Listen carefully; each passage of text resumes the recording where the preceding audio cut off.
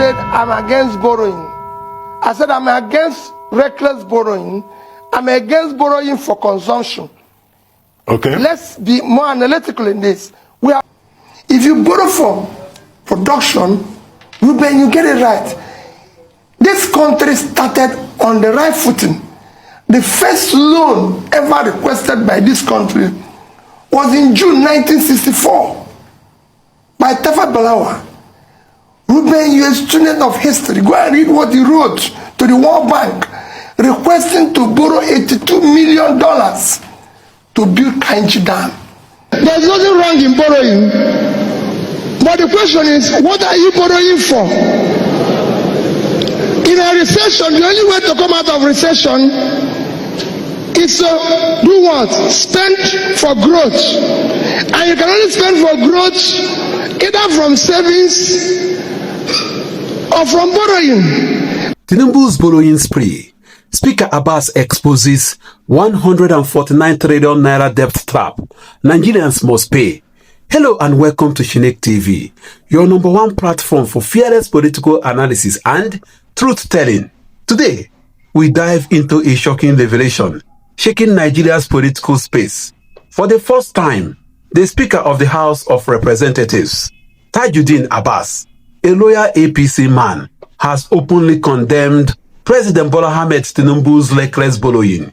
He revealed that Nigeria's total debt has now hit 149 trillion naira, and the nation is literally sinking deeper into financial slavery. But what does this mean for ordinary Nigerians? And why would Tinubu's own speaker attack him publicly? Stay with us as we break it down. Speaker Abbas didn't mince words. He said Nigeria's current borrowing pattern under Tinubu is unsustainable, reckless and dangerous. Remember, this is not opposition propaganda.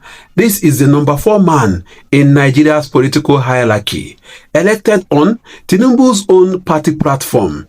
When a speaker criticizes his president, it is more than a warning. It's a political earthquake. Understanding the 149 trillion naira debt, let's break down this debt figure. In 2015, when Buhari took power, Nigeria's debt was around 12 trillion naira. By the time Buhari left in 2023, it had ballooned to 77 trillion naira.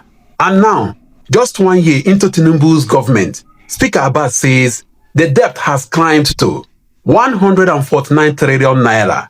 This means Tinubu has nearly doubled Nigeria's debt in just over a year. But here is the tragedy. Nigerians cannot point to a major projects or industries that justify this borrowing. No working refineries, no stable electricity, no functional railways across the nation, no food security. Instead, the money disappears into debt servicing, subsidies for political edicts and corruption. Impact on ordinary Nigerians. Now, what does this 149 trillion naira mean to you and your family? It means higher taxes, VATs, custom duties, stamp duties, levies on everything. It means inflation. Food prices will keep rising because the government prints more money to cover debt. It means hardship.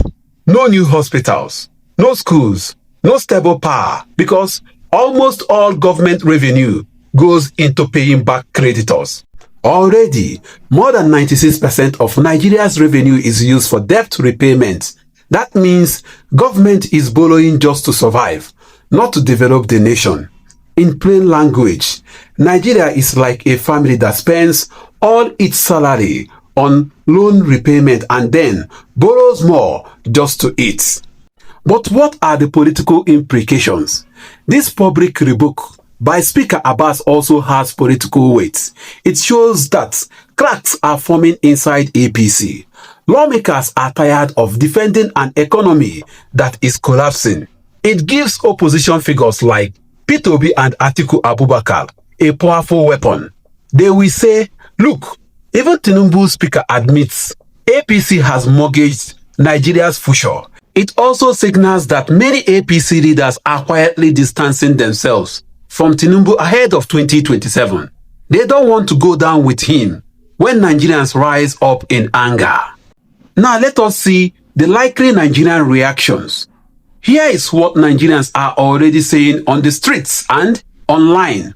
Buhari borrowed us into poverty. Now Tinubu is burying us with debt. 149 trillion naira. Even unborn children are already in debt. This is why food, rent and fuel are killing us. Government is collecting money to pay debt, not to build Nigeria. So APC leaders now see the truth. When Nigerians are crying, they kept quiet. The anger is building, and the people are connecting Tinubu's policies to their daily suffering. In conclusion, friends, Nigeria is standing on a dangerous cliff. The Speaker of the House has blown the alarm. Tinubu's reckless borrowing has turned our nation into a debtor colony. The big question is, how long can Nigeria survive like this before the system collapses completely? And when that collapse happens, who will pay the price? Not the politicians who fly abroad for healthcare and stash dollars overseas, but ordinary Nigerians struggling in markets, schools and villages. This is the reality. Nigeria is bleeding, and unless the leaders change course, the future of generations yet unborn has already been sold. This is Chinick TV. Don't forget to like, share and subscribe, because together we must keep speaking truth to power. Don't forget to hit the notification button for the latest updates. If you borrow from production, you get it right. This country started on the right footing. The first loan ever requested by this country was in June 1964 by Tafa Balawa. Ruben, you're a student of history. Go and read what he wrote to the World Bank, requesting to borrow $82 million to build Kainji Dam, to produce 760 megawatts. In 1964. Imagine if we are going to do it on that trajectory to today. Ruben, imagine where we will be.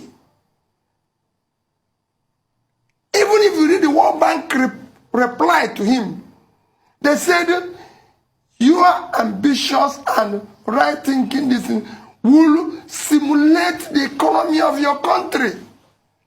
That's the way our father started. Today, Kainji Dam, 58 years, 60 years after, is still standing. Ruben, we can't find the money we borrowed yesterday anywhere. Not even in collapsed building. Nobody knows where it is. It's a very simple thing.